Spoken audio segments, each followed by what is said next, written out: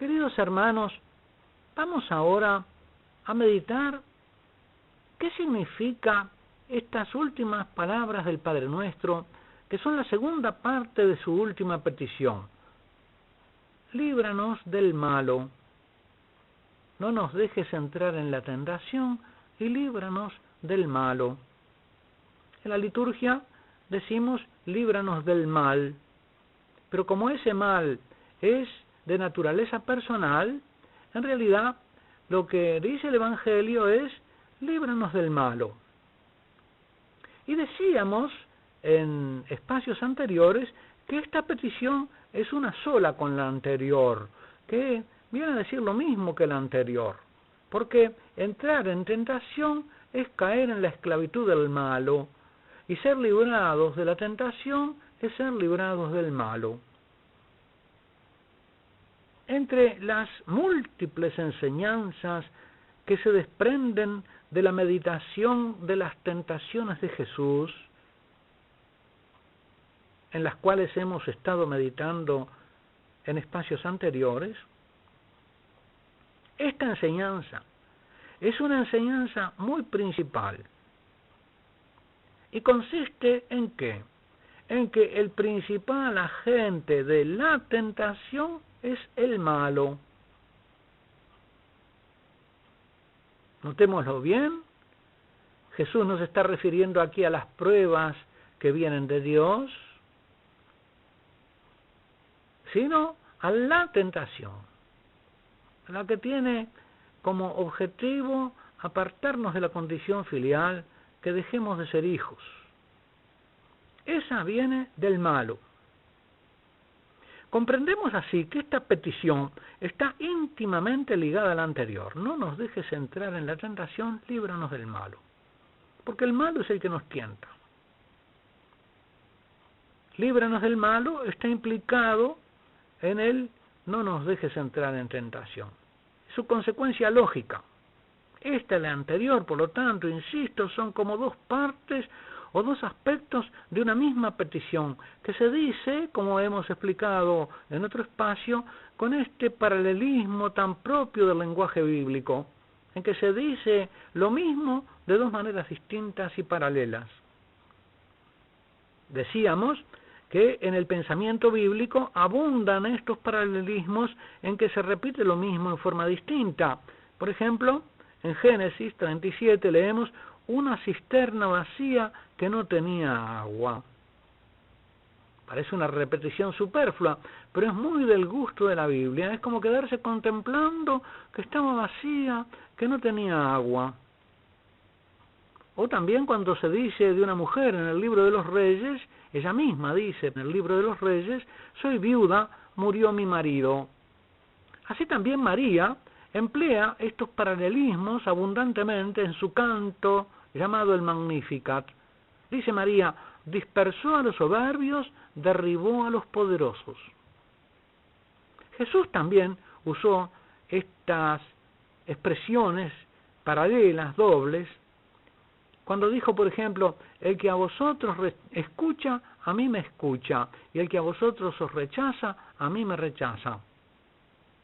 Yo te entrego las llaves del reino de los cielos, lo que atares será atado, lo que desatares será desatado. Todo el que obra el mal, aborrece la luz y no va a la luz. Así pues, la expresión, no nos dejes entrar en la tentación, sino líbranos del malo, es una sola petición con dos miembros paralelos. Impedir la entrada en la tentación y librar del malo son dos expresiones equivalentes para referirse a un mismo objeto, a un mismo hecho. El malo, Satanás, el demonio, como lo llaman los evangelistas, es el tentador, o sea, el principal enemigo del vínculo filial, que pone todo su empeño en destruirlo, minando la confianza de los hijos en la bondad del Padre. En eso consiste precisamente la tentación. La tentación es lo contrario a la gracia, procura impedirla o destruirla. En efecto, en el Nuevo Testamento, el espíritu impuro se presenta como el espíritu antagónico, el espíritu contrario, el espíritu opuesto al Espíritu Santo. ¿Por qué? Porque obra lo contrario, obra lo opuesto. Es por sus obras que se ve, porque los espíritus en sí mismos no se ven, pero se ven sus efectos, se ven lo que producen.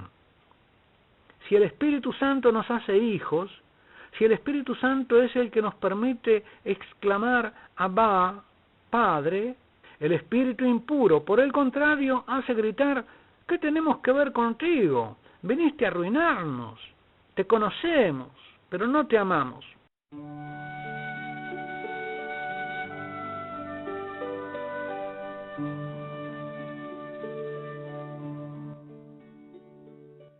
El Espíritu Santo obra vinculación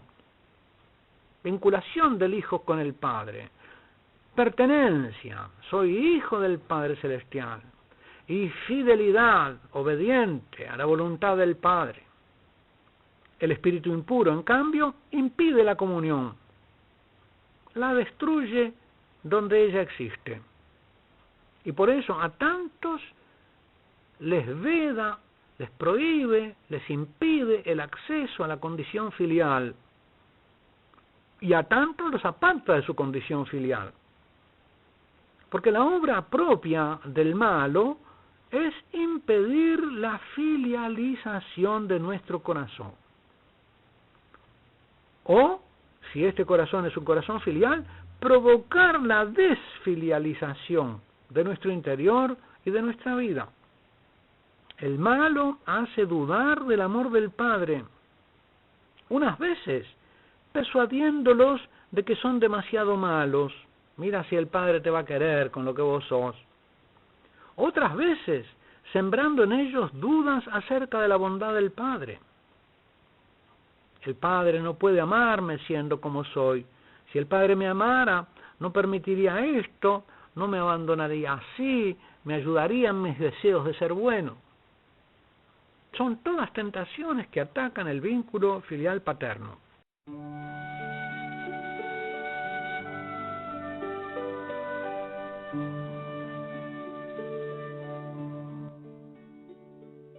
Jesús nos enseña a que el mal no es una entidad abstracta, ni siquiera es puramente del orden moral, humano, natural, sino que el malo es una persona, es una entidad de orden personal, existe. Hay gente que dice: mire, Satanás no existe, los ángeles y los demonios no existen, no creen en la existencia del demonio. Jesús habla continuamente de los demonios. ¿Nos estaría engañando o dejándonos en el error si nos hubiera enseñado o si se hubiera referido a ellos y ellos no existieran? Sin la existencia del demonio no se entiende absolutamente nada del mensaje de Jesús. Fíjese cómo está aquí culminando el Padre Nuestro, esta denuncia que Jesús hace del carácter personal del malo. Hay gente que está escandalizada por el problema del mal, que no entiende el problema del mal. Dice: ¿cómo es posible que existan estos males en el mundo? Tantos niñitos que mueren de hambre en el África. ¿Cómo Dios, si es bueno, permite estas cosas? En vez de dudar de la bondad de Dios, deberían preguntarse: ¿quién es el agente de tanto mal? El que hace tan perversos a los hombres, tan insensibles, que existan en la humanidad estas diferencias en un mundo y en una tierra que tiene riquezas suficientes para que todos tengan lo necesario. Esto no es una deficiencia de la bondad divina, sino que esto arguye precisamente de la existencia del malo, del príncipe de las tinieblas, del que es mentiroso y asesino desde el principio, y aquel del cual Jesús nos hace pedir que el Padre nos libre, aquel para librarnos del cual el Padre envió a su Hijo Jesucristo. Dice la Escritura que Jesús vino para destruir las obras del demonio. Si no hay demonio, como dicen algunos, entonces la misión misma de Jesús no tiene sentido, porque Él vino para destruir las obras del demonio. ¿Y cuáles son esas obras del demonio? La esclavitud. ¿Y en qué consiste en esa esclavitud? En las cadenas que impiden que los hombres sean libres, haciéndose hijos de Dios y gozando de la libertad divina. Oh Padre, te pedimos que nos mantengas fieles a nuestra pertenencia filial, que no nos dejes entrar en la tentación de dejar de tenerte por Padre. Te pedimos, líbranos del malo, porque esa es su ambición y su obra. Sí, Padre, líbranos del malo. Amén.